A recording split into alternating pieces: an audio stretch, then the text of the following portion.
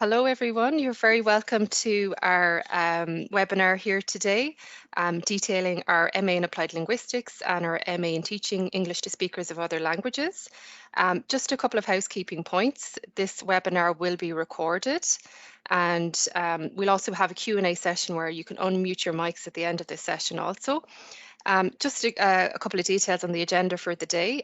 Firstly, we'll start off with an introduction to both our programs, the MA in Applied Linguistics and the MA in TESOL, with both course directors from that program, Dr. Martha Girot from the MA in Applied Linguistics International Program, and Dr. Elaine Vaughan from the MA in Teaching English to Speakers of Other Languages. Then we'll move on to an alumni panel discussion session, and we'll finish off with a Q&A session. So if you have any questions, please feel free to put them in the chat or unmute your mic at the end of this webinar also. So firstly, I'll pass you over to my colleagues, Martha and Elaine, to give further detail on the programme and to maybe introduce themselves first of all as well to our audience. Okay, I'll go ahead myself. Yeah, so my name is Martha Giralt, and as Donia said, I'm the course director of the MA in Applied Linguistics International, and I'm in the TESOL Linguistics section and the Spanish section as well.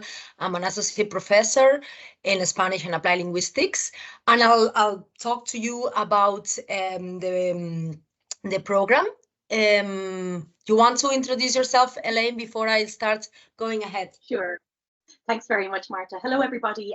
Good afternoon. My name is Dr. Elaine Vaughan. I'm Associate Professor in TESOL and Applied Linguistics here at the University of Limerick, and I am the current course director of the MA in TESOL. So Martha and I are just going to, we're aware that people probably have already maybe read through the online information on our programs. So what we're going to do is just briefly go through some of the key points of the programs. And more importantly still, we have our graduates here today as well, who will be able to take you through the programs as well from the inside. So Marta is going to start with the MA in Applied Linguistics. Okay, so I'm just going to talk to you very briefly about the MA and hopefully give you a kind of a quick overview. So if you study an MA in Applied Linguistics with us, you'll be becoming a language expert.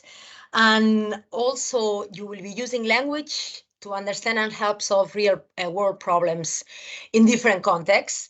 So it's applying language and your expertise in language to these different areas like schools, workplaces, or organizations. In our program, we offer general modules mainly on applied linguistics and also in research methodologies, but we have also specialized elective modules which give you the possibility to maybe explore or specialize in different areas of your interest. So we have modules on pragmatics or translation, language policy, pedagogy, and also in specific languages. And our program also offers the option to have one semester abroad, the second semester, the spring semester.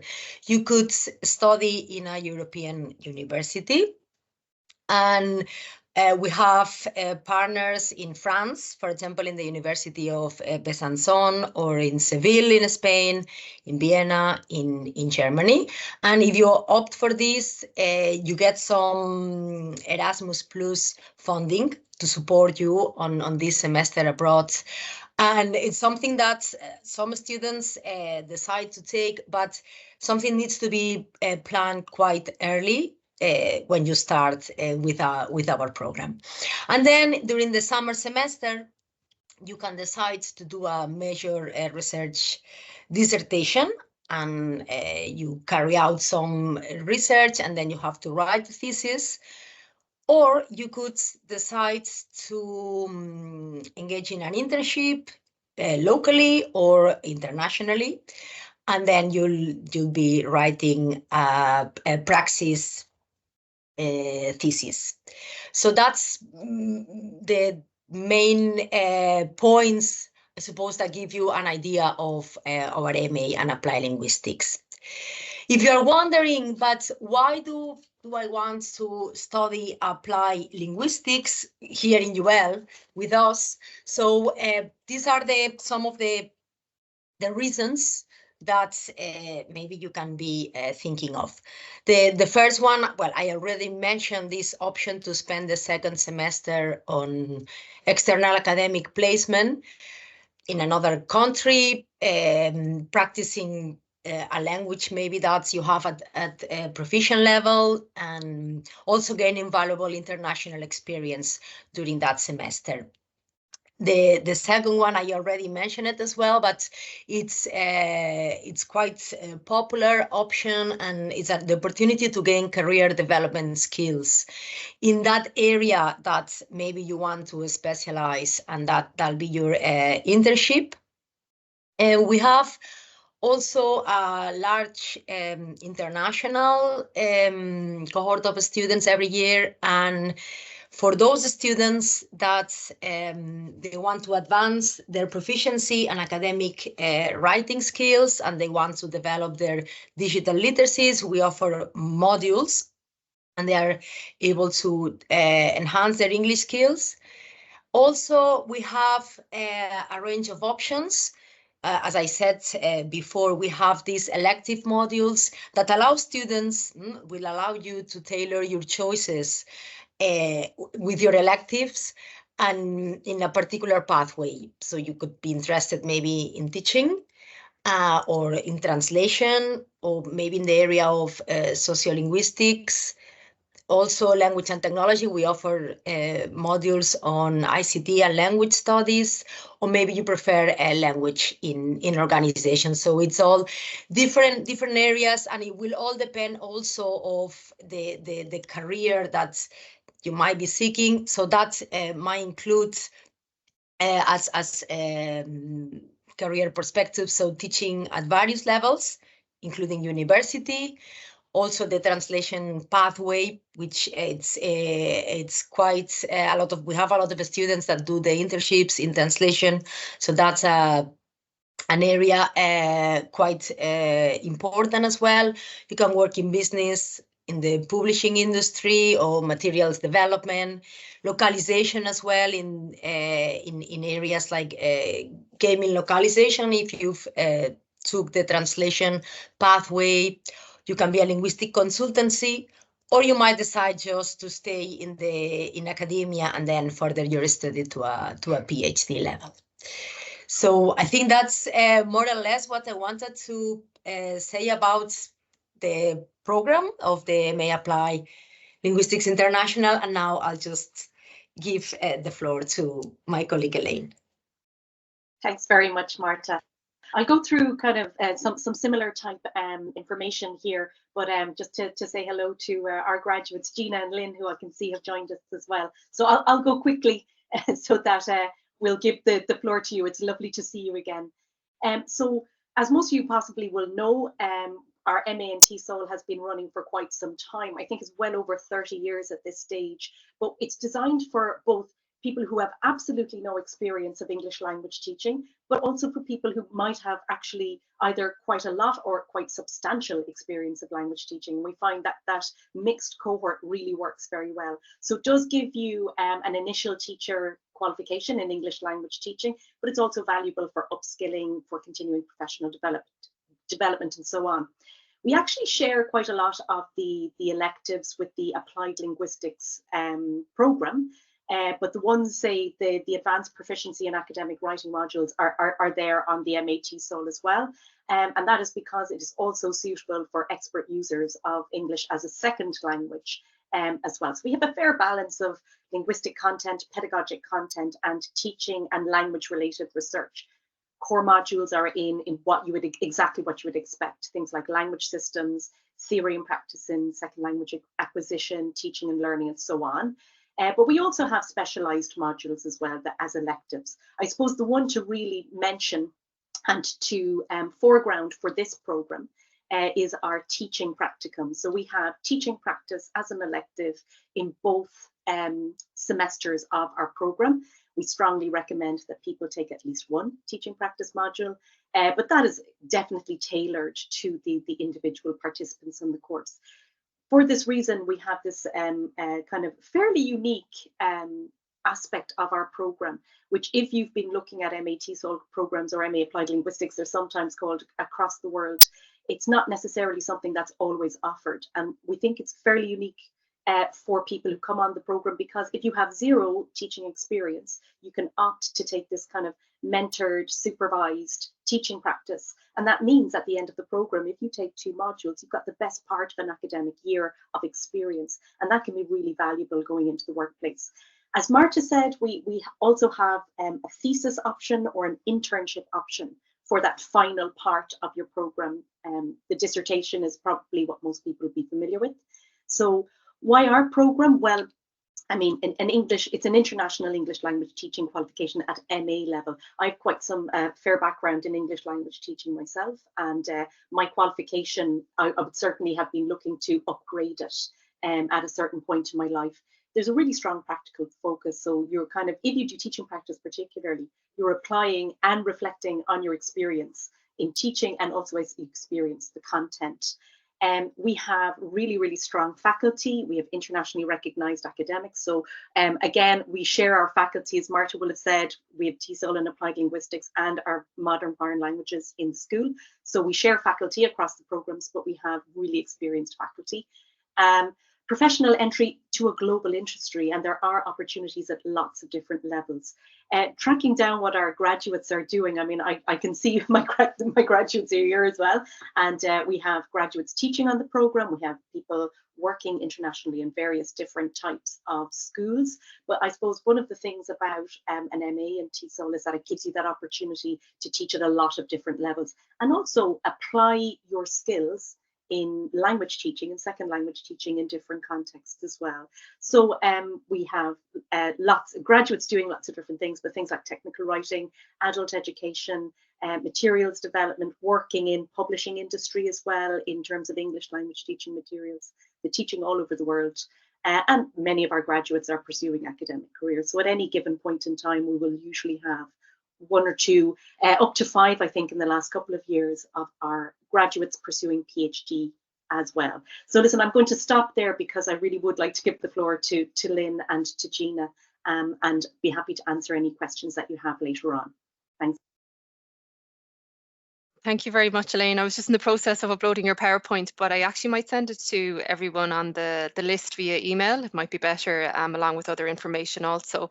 So we'll move on to the alumni panel session there, and I just would like to introduce Gina Ruan and Lynn also to our panel session, and thank you very much for joining us. We really appreciate you giving up your time. I know you're quite busy and giving up your lunch break as well, so we really appreciate you coming along today.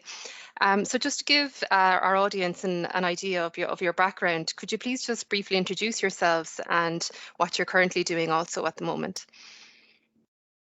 We might start with Gina first. Okay, hi, my name is Gina Ruan, and I did the MA in Applied Linguistics. I think it was 2018, 2019, it was the first iteration of it. And you want to know what I'm doing currently? Well, currently I am a project manager for an international company that develops technology to help manage clinical trials. But I started in that company actually as an instructional designer, which is where the MA in Applied Linguistics actually came into play before moving up to a project management role. But I can just talk about that in more detail later if you want. That's great. Yeah, no, that's great. Thanks, Gina. Okay. And Lynn, would you like to introduce yourselves there, just to give the audience an idea of your background and your current role as well? So hello everyone, I hope that you can hear me clearly. My name is Linh and I'm from Vietnam. It is like a country in Southeast Asia, kind of near, like below China a little bit. And I'm currently working as an academic teacher at Yola Education private institution in Vietnam. It is a private sector kind of receiving funding from Mekong Capital, and mostly my duty in work gradings. So I mark placement tests and mostly speaking and writing, and I also did some other research for material development in the company as well. Very good, and thank you for joining us all the way from Vietnam. We really do appreciate it. I'm sure there's a good time difference there, so thank you very much, Lynn. Also, just to go back to your motivations for choosing the program and why you chose to do a master's in UL. Can you give us an idea of why you decided to first of all come to UL, and also what made you choose the masters that you initially, or that you finally went with, I suppose. Gina, do you want to go first there? Yeah, so when I was initially thinking about doing an MA, I was actually teaching academic English in a university in Saudi Arabia, and I was a module leader there. And I had a CELTA under my belt, and I guess I just wanted to kind of upskill, but I wasn't too sure if I wanted to stay in the area of English language teaching, or if I wanted to kind of explore, I suppose, more of the applied linguistics aspect of language, I suppose, like how does language work, and in what other kind of areas could I kind of move towards. So how would applied linguistics kind of help with that? And so I did my research, and I was looking at universities, and I wanted to come back to Ireland as well at the same time. So I actually got accepted into another university, and had accepted that, but I thought, you know what, I'll go down to UL and I'll meet the lecturers down there and I'll do the interview. And I had such a lovely experience with Elaine Reardon talking to on that day, and also just exploring the campus, that I did a 180 and it changed my mind, and I decided to come to UL. And I guess, yeah, the main kind of reasons I changed my mind were twofold. It was meeting some of the academic staff, and discussing, I suppose, what I wanted to kind of get from the course, and them giving me details about the modules and kind of where my interests could be kind of woven into those modules. But also the campus. I just thought the campus was it's a lovely space to learn in. Especially the library. I spent many days and nights in that library during my MA. So yeah, they were the main reasons that I chose it then. Yeah, the course, absolutely. the staff, and the campus. Yeah, and I think that's so true. You know, I suppose the support in the academic side is one thing, but also actually the setting here is incomparable, I think, to, you know, I'm a bit biased, but it's definitely one of the nicest campus in Ireland, I think. So yeah. But yeah, I suppose, Lynn, yourself, I know you were an international student and you came from a different country. So why UL and why Ireland, I suppose, as well, and then moving on from that, you know, why did you decide to pursue TESOL as well? I know you have a background in English teaching, so that might have fed into that, but you might elaborate a bit more on that as well. Well, actually, like, not purely 100% ELT English language teaching, but I did a double degree back in in my undergraduate. It was like biology and BSc and BA as well. So it was a very a pure coincidence when I came across UL, because I was doing a lot of research on like other countries. I was planning to apply to like I'm not sure like how to call it, but like it's kind of a cooperation between two universities, one in Vietnam and then like it's kind of like a 2+2 program. So like 1 year studying did a master degree in Vietnam and then 1 year in New Zealand. But it was like pure coincidence when I came across the Ireland. I actually like did some courses with MTS. It's an institution in the UK, and they basically provide TESOL certificate and like some other random certificates as well. And like the course director kind of advised me to go to Ireland because it's like a very new field and like no one in Vietnam has ever thought before. So and I did my research on UL and some of the other university as well in Ireland. And I kind of fond of with how structured the curriculum is, especially for the TESOL. And like one highlights is the teaching practice session. I can't see, or I don't see any of the other university that I'm searching for back then offer that part. So that's why I applied and I did an interview with Ellen Reardon, and like all the paperwork went smoothly, and that's why I went for it. Yeah. That's very good, and hopefully you didn't regret your decision anyway, but I'm sure you didn't. But just in terms of, I suppose, the things that you enjoyed most about the program, you know, is there any elements that you can pick out, whether that be something you might have done in a module, or kind of any extracurricular stuff or experiential stuff that you would have done as part of your academic study? Is there anything that stands out for either of you that was particularly enhancing of your own knowledge and your own thinking around your, I suppose, what you would have done previously and how it kind of impacted you and transforms your ideas as well? Gina, would you have any insights there on what you enjoyed most? Yeah, I guess for me it was definitely the content. So at the time, just to give you a bit of background, I have a BA in fine art and a master's in curatorial studies. So I was always interested and worked as a curator for a little while as well. So I wanted to kind of come back to that kind of past experience with applied linguistics, because I guess I was just really interested in how artists talk about their work. It's very hard for artists to talk about their work because they deal in the visual most of the time, and putting language on it is really difficult. And so I guess for me, modules like pragmatics really helped. Helped me, I suppose, get the language in order to describe what this phenomenon was. And yeah, so semantics, pragmatics, language and culture, those types of modules were really, really informative. And just fascinating, you know, it completely opened up my mind to a whole set of language to talk about, you know, different phenomena, and especially with in relation to artists and how they use their language. So yeah, other aspects that I really enjoyed, I suppose the groups were small, very intimate.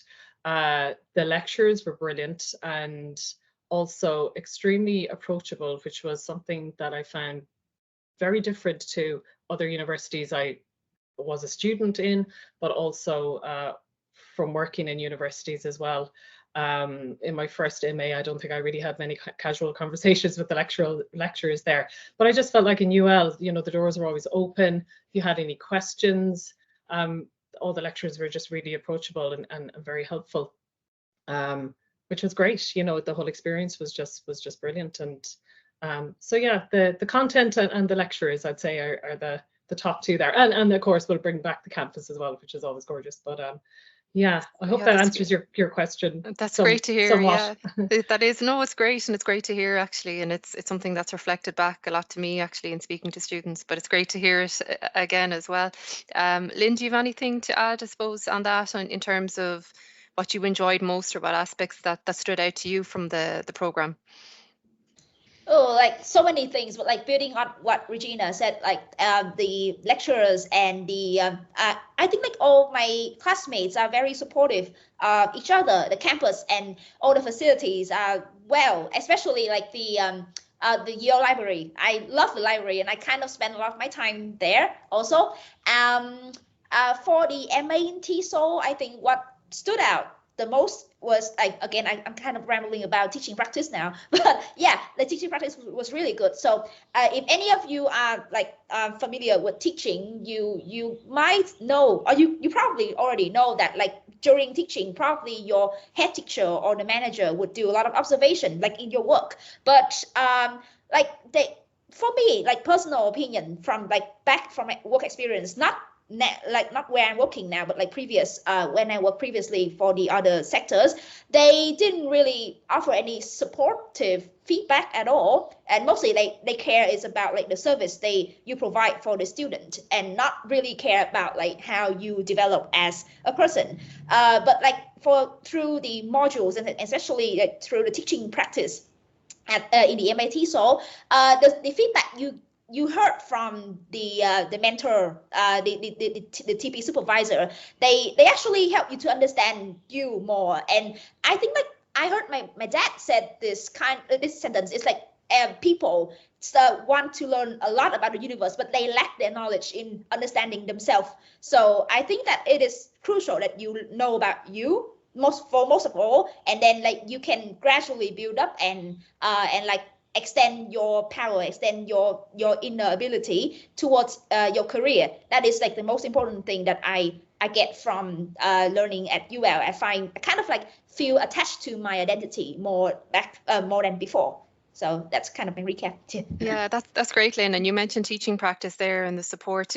Could you give us a bit more insight into teaching practice actually, and how you were supported throughout your program from the initial kind of first weeks up until you completed the program? So can you take us through those stages, if you wouldn't mind? Oh, sure. Like so the teaching practice, normally you can choose to do it as an elective for both semester or just like one semester, but I wish that I had done 2 semesters. I only did once. But so normally like the teaching practice would last for around 5 weeks. No, sorry, like the first 5 weeks would be you with the class. So there will be normally like Elaine Riordan, the former course director, she would lead that module. So there would be some of the very few keynotes or few sort of like new technology in teaching and then like she would try with the whole class. And then you will have like the peer teaching first in those 5 weeks. So you will teach to your classmates, your peers in that session. So after the 5 weeks, you will still doing peer teaching in class, but like along with that, along the whole weeks, you will have like classes with the Erasmus students. So there will be like actual student for you to teach. Like I was really scared because like I'm not a native like speaker. I'm not like you understand, right? So it was difficult for me to teach a language that is not my mother tongue at first, but like I gained so much experience from standing there and teaching those who are not like coming from the same country as I am, because normally I would teach like monolingual classes. All my students are Vietnamese. It was easily to switch between using Vietnamese and using English. But like if you have to teach in the multicultural class, the only mode of teaching is English. Like it will force you to really evolve as a teacher, and also like it will make you super aware of your own teacher talk as well. And after like during those teaching session with the Erasmus student, there will be a TP supervisor. So those probably they are all the lecturers from the MA course.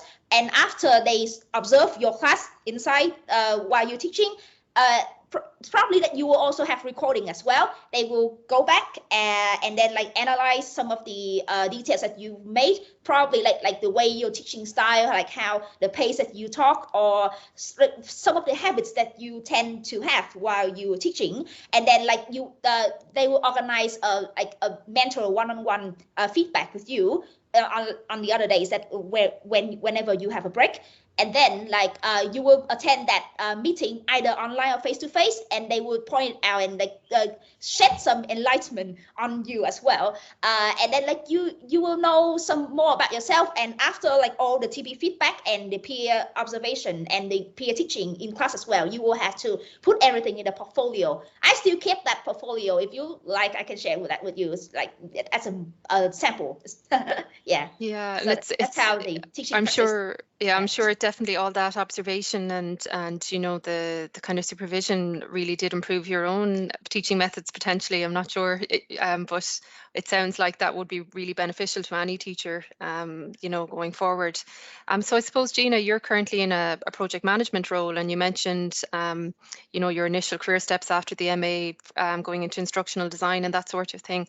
So how do you feel, your research and knowledge that you acquired over the course of the MA program is feeding into, I suppose, subsequent roles and your current role now at the moment? How do you feel that has aided you in your career pathway? Yeah, so I guess, after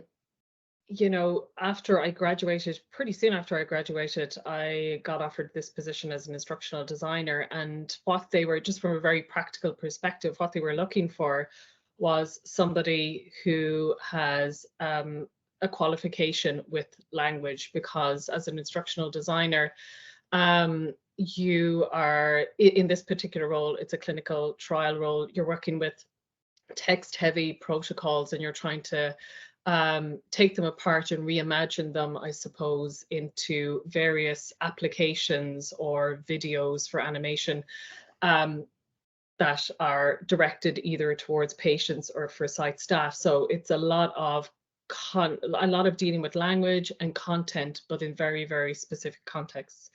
And I guess the course just kind of geared you up for that, but by giving you a very kind of broad overview of how language works in general, the mechanisms of language, you know. And I did have my background in CELTA and TESOL as well, which was obviously very, very valuable for that kind of role and position.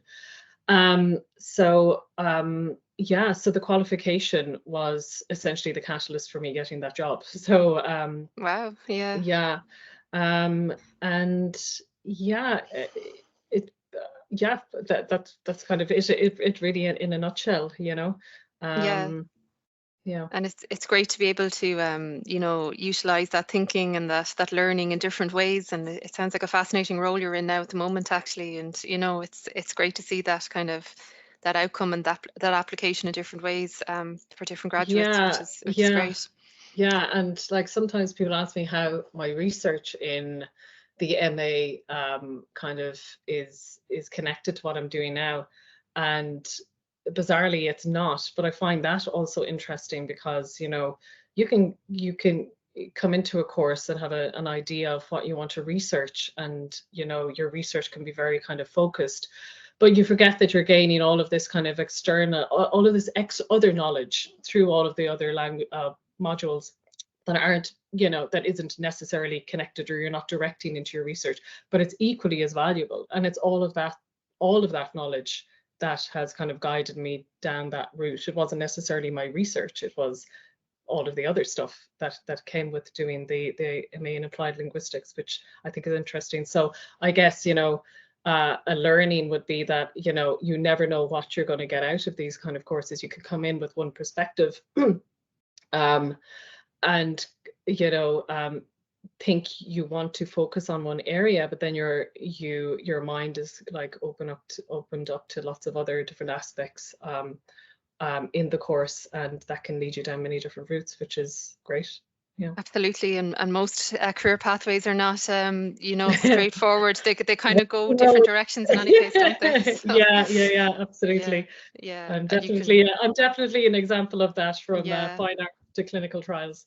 Well, me too as well. I'm another one of those people. But Lynn, I suppose you kind of followed on from your more you know, from your English language background, and then doing the MA TESOL, and now you're an English language teacher.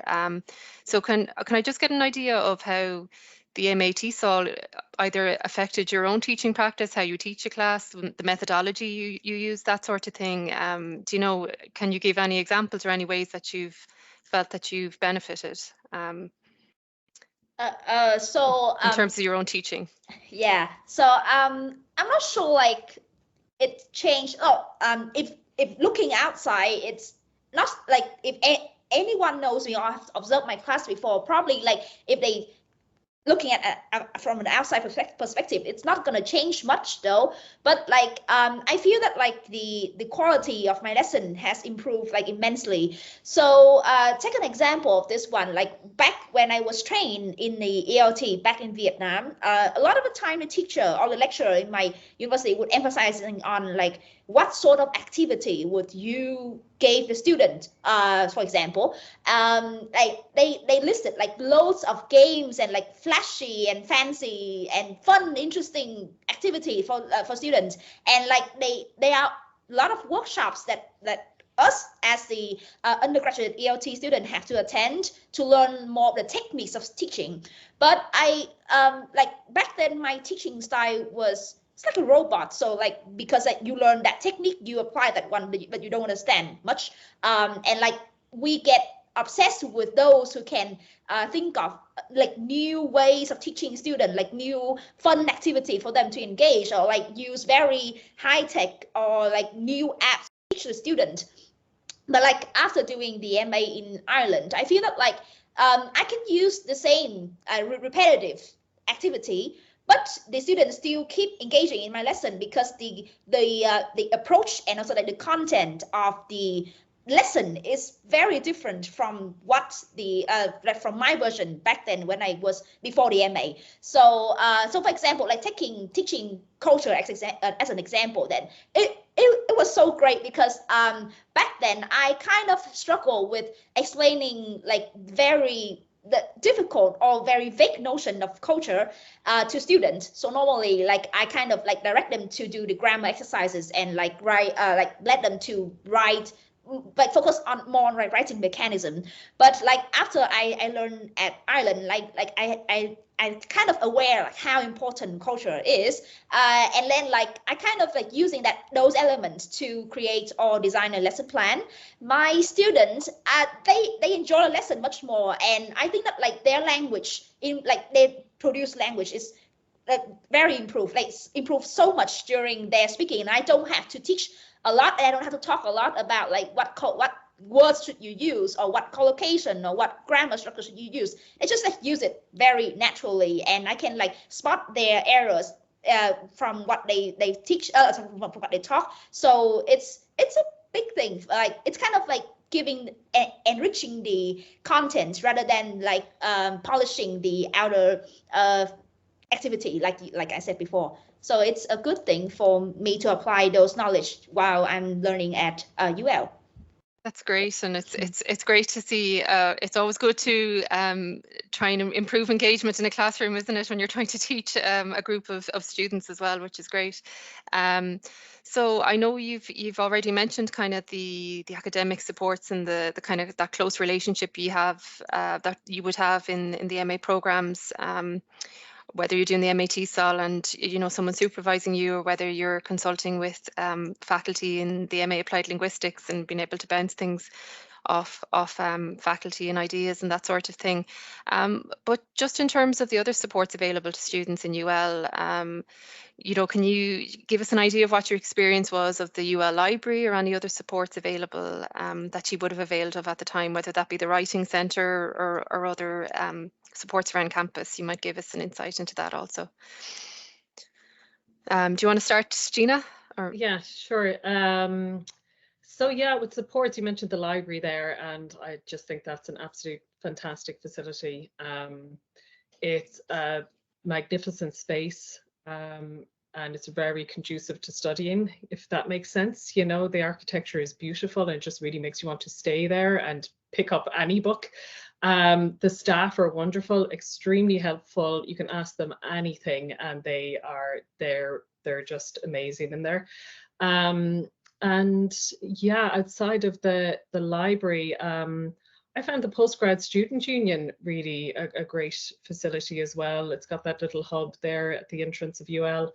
And it was great to just kind of for meeting people more so than anything. You know, I met a lot of postgrad students there, and we're all in the same boat, sweating over dissertations. So it was a great facility to just meet new people and discuss any kind of issues or problems you have with people who are in the exact same boat as you. So that was great. And you mentioned the writing centre as well. I did avail of that. So that was very useful. You get a peer tutor who will kind of look at whatever, it could be an essay, it could be part of your dissertation, and kind of break it down for you. If you're having difficulty or you're stuck, they'll help you find a way through it. Or if you're not sure about, like, you know, if your literature review is looking a bit all over the place, they're really good at helping you structure those, especially if it's your first time writing kind of academically. The writing centre was a fantastic resource. So yeah, it's great. And I did a course myself and I used it also. So and that was after a good break in my studies. So I think you can use it at any time, and they're excellent, I have to say, as well.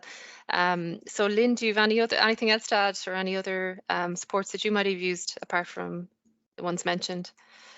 Yeah, I'm not sure like if any one of you are living on campus, but like I live in Plassey and then like moved to Troy in the summer, and I found like the village reception, the staff, they were very helpful as well, and like they assist you in a lot of like daily basis, like where to do your laundry, or like helping you in providing the coins for the machine, so like all other miscellaneous stuff. So I think it was good though. Yeah, and also like the PSU, they have like free cornflakes and free microwave for you to warm up your lunch. So I think the two were magnificent. So. That's great. Yeah, the PSU is a great resource actually for postgraduate students on a number of different fronts, both academically and on a pastoral side as well, I suppose. So just one final question, and then we'll move on to the Q&A section. What advice would you give to anyone thinking of applying? Is there any advice looking back, now that you have the benefit of hindsight, that you would impart to students, whether that be around researching topics for dissertations, or just more generally how to manage your time and that sort of thing, whilst doing at times quite a stressful postgraduate program? It can be stressful. So just what advice you would give students in that regard? Lynn, do you want to go first, or Gina? I don't mind. Yep. Lynn, do you want to go first? I'm not sure. Like my advice would be join more clubs. Like if I would give my own advice to join more clubs, I didn't join as many clubs as I supposed to. But yeah, and also try to eat healthy, and because like I found the kebab store like in front of Troy really tasty, and I gained a lot of weight from eating that. So stop eating junk food. That's it. That's hard to follow at times for everyone. I think, we can, have foods that we enjoy as well. Isn't that it, Lynn? Do you have anything to add, Gina, just on what you would advise students thinking of applying? Yeah, I'd say first of all, apply. It's a great university, and I can only speak to the Applied Linguistics course, but I had a fantastic time there, and it's been great for my career. So that's brilliant. And I guess like in terms of just academically, or how to approach the courses, I would say just stay open-minded and curious, because you never know what direction the content could take you down in terms of your own research, and then in terms of a career afterwards. And the other piece of advice, which I'm still trying to hammer into myself, is lay off the perfectionism. I don't know, like if that's, I think when you hit the point of becoming an MA student, you think, right, everything has to be 100% perfect, but there's so much knowledge out there, and you'll see when if you apply for these courses, there's a lot to learn, and you can't learn everything. You just have to kind of pick something and run with it, and do the best that you can within the frameworks that you pick. And yeah, that's it, and enjoy it. It goes by very, very quickly. That's great advice from both of you, and absolutely. Sometimes we put pressure on ourselves as well, so it's good to notice that too and acknowledge that too. The perfectionist tendencies and all that. So we have time for questions if anyone wants to unmute their microphones there. I see a few questions coming in the chat, and I hope eBay is still with us there. He's inquiring about courses in management, a management diploma or sustainable work professional diploma. Unfortunately, eBay, that's not the topic of this session at the moment. They would be programs down in KBS, and I can put you in touch with someone from KBS to answer the Chemie Business School, sorry, to answer your questions on that, because they would be best placed. But unfortunately, this is not the topic of this webinar at the moment.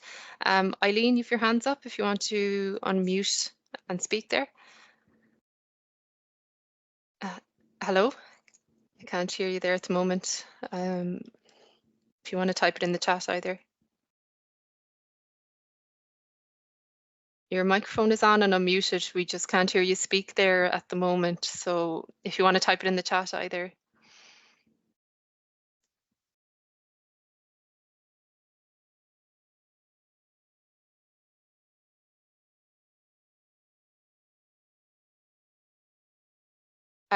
Eileen's just wondering if you did the international placement, Gina, at all. No, it actually wasn't an option when I did the MA in Applied Linguistics, because I did it in the first year. So I did the dissertation. Yeah, so Yeah, I might great that it's bring an option now.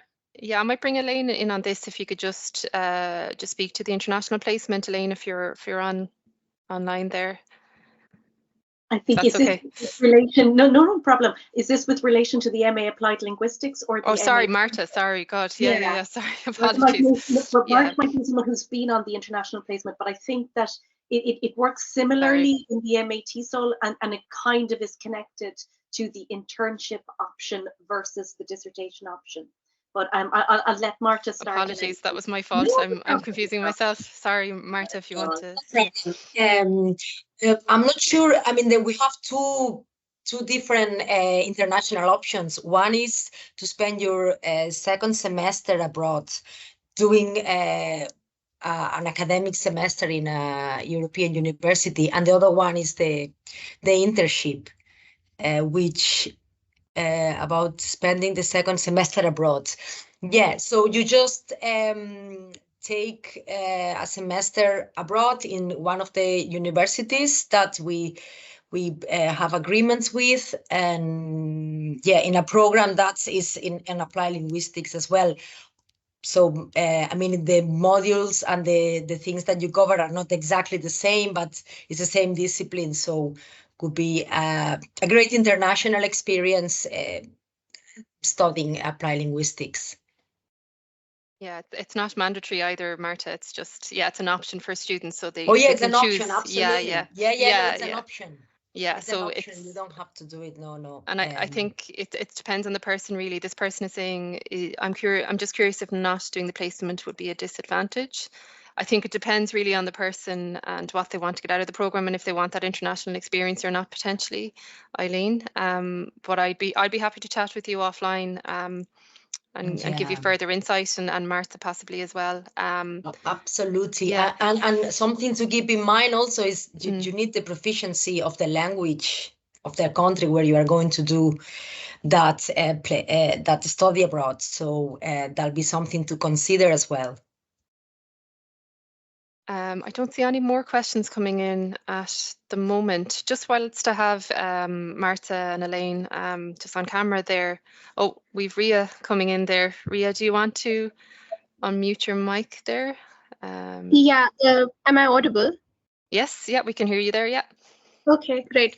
So I just wanted to ask if while you were doing the course and while you were joining the clubs and experienced the college life and also doing some part-time jobs, probably just to like for your expenses. So were you able to manage everything? Did you face any issues with it, or is everything pretty easy to manage, or is it like, will I have to manage a lot of time and not have time for myself, or even for example to cook for myself and eat unhealthy? So I wanted to ask that. Do you want to take this, Lynn, as an international student? You might have some insight there that would be valuable. Well, I actually didn't work part-time during the 2 semester, but I did have a part-time job in my summer semester. Really poor choice when I did the master the thesis anyway. So I work at the ULLC with Debbie, and I think like she retired now, but back at that time, like while I was doing the thesis and also like working part-time, I think that you can still manage, but like I mentioned before, I kind of get addicted to kebab, the kebab store in Troy. But except from that, you can totally manage anything. And a lot of my friends, like they also worked part time while they are doing the MA in TESOL. They manage the time perfectly, so you don't have to worry about that. If you just like know that you are what is important to you at that moment. So like when you're doing the qualification, you have to focus on getting that first, so you can talk with your manager at that time to change your schedule. And I think that like a lot of the employers in Limerick, they really sympathize, like empathize with those who are studying, so they can work around your schedule as well. So don't worry about that. Yeah. Yeah, and it's always a balancing act, isn't it, between managing all your different commitments, and if you do decide to take a part-time job or do that sort of thing as well. You know, it can be a balancing act amongst all the different elements there. But as I think Gina mentioned as well, and Lynn, just engaging in the social life of the campus, whether that be through UL Global or through the clubs and societies as well, will really enhance your experience too. And we've a multitude of different clubs and societies to suit all interests and all abilities and everything else. So, you know, it's one thing that we would recommend all students to do during their time in UL is to join clubs and societies, so they have that social element as well. And I know particularly for international students, UL Global, our international office, run a number of activities and trips and that sort of thing. So you really get to enjoy Ireland as well from that perspective too. I don't see any other questions coming through at the moment. Just was to have Martha and Elaine, just on the applications and what you would like to see in applications. Do you have any advice for potential applicants on the application process and what you would like to see in an application coming across your desk for either program, for the MA TESOL or the MA Applied Linguistics International there? Well, that's a Do you good have any question, advice? actually. Yeah, I suppose one thing that I think both of us, and we've spoken about it, myself and Marta before, but one thing that we're really interested in when we talk to people, and I think for both of our programs, we'll ultimately follow up with a very informal, to be fair, interview. We're just interested that people have kind of had a look at the outline of the program, like fully understand that the name of a module isn't going to tell you what's in the module, you know, that you'll have questions about that. But have a good sense of what the program is about and have a clear motivation for doing it as well. Because what we would like to do is just ensure, because our program are so aligned, we want to be sure that people are doing the one that is the right one for them, you know, and that what they want. I mean, like I would be the same. You mentioned it as well, Una, and from what Gina is saying too, you know, I've had my progression to where I am, and the programs that I've done and so on. You know, I might have started off with the notion of where I wanted to be, and I've ended up where I am, which I'm very happy with, of course. But you know, that you have some sort of clear notion that this is going to put you on the right track. That is one thing. So it's good to know that people have a clear motivation. Now, I think it was actually a very interesting question that we asked about, you know, obviously you might have to work or do other things to support yourself, to support, you know, yourself outside of the program. So I suppose that what Lynn said, you know, thinking about what is important and actually thinking about practicalities, I think as well. Now, Marta and I advise on the academic part of the program, but I think that we're both very alive to that as well, that you think this is the right time for me. This is something I want to give my time to, and I can give my time to, while at the same time maintaining a good, healthy, you know, study work life balance as well. I think we care about that, because like that is really, really important. And you know, I totally want to have one of those kebabs that Lynn's talking about now. Maybe this is lunchtime. But yeah, I thought that might be a little vague, but just making sure that I know about this program, I have a notion of kind of the practicalities in the background, and I'm quite confident that this is the one for me, and why. That's Absolutely, and clear idea is always great. I think Nicole has just put a question in there. For the TESOL MA, just out of curiosity, are there other career paths outside of teaching? So I suppose, yeah. There are, yeah. I suppose, and I teach on both the MA Applied Linguistics and the MA TESOL, so kind of have kind of a view on both of them. Plus, where I've come from is social research, and that was my undergraduate degree was in social research, and then I became an English language teacher, quite by accident in a way. It wasn't something I had planned, but then I wanted to train in it, and I've ended up being a language researcher. So there absolutely are, and I think that Gina is probably a good example of that. Now, I know Gina was here to speak to the MA Applied Linguistics, but even so, you know, there's English language teaching in your background, and that's sort of, I was thinking about what you said there, you know, the being able to graft and adapt your knowledge. And I think lots of English language teachers, particularly in my experience, are really good at seeing the sort of larger picture, and also figuring out those skills that you learn in becoming a good classroom teacher. So skills beyond the technical skills or the classroom, you know, the sort of knowing about language and so on. You are really kind of, you have a sophisticated understanding of how communication works. Within an MA program, of course, you're learning about, like Gina says, keeping your mind open to other ideas, which means balancing things, considering them, criticality, and an appreciation, I suppose. Then when you look at our groups, which are international, an appreciation of people from different linguistic and cultural backgrounds, speaking to one another about that. So there are, vocationally for the MA TESOL, and maybe Marta has something to say about this in relation to applied linguistics. Of course, vocationally in relation to the MA TESOL, the obvious path is English language teaching of some type. I think an MA qualification takes you to lots of different types of teaching context, including university contexts as well, and types of language teaching like academic English language teaching that Gina mentioned as well. So that's the obvious one, but there are other possibilities for sure. Yeah, and I suppose you mentioned that as well, you know, on the communication side and that technical writing side, and even, you know, other areas of teaching like adult education and support, third level, academic study and teaching, even progressing to PhDs. We've had a number of people study this area up to PhD level and are working in the university currently as well. So, you know, there's a variety of options there outside of just that path, Elaine, isn't there? I don't know if you've anything to add on the graduate outcomes on the applied linguistics program. I suppose Gina is one example here, Marta, but I suppose people have gone into a variety of different areas, whether that be looking at a translation or other areas potentially as well around linguistics too, and that sort of thing.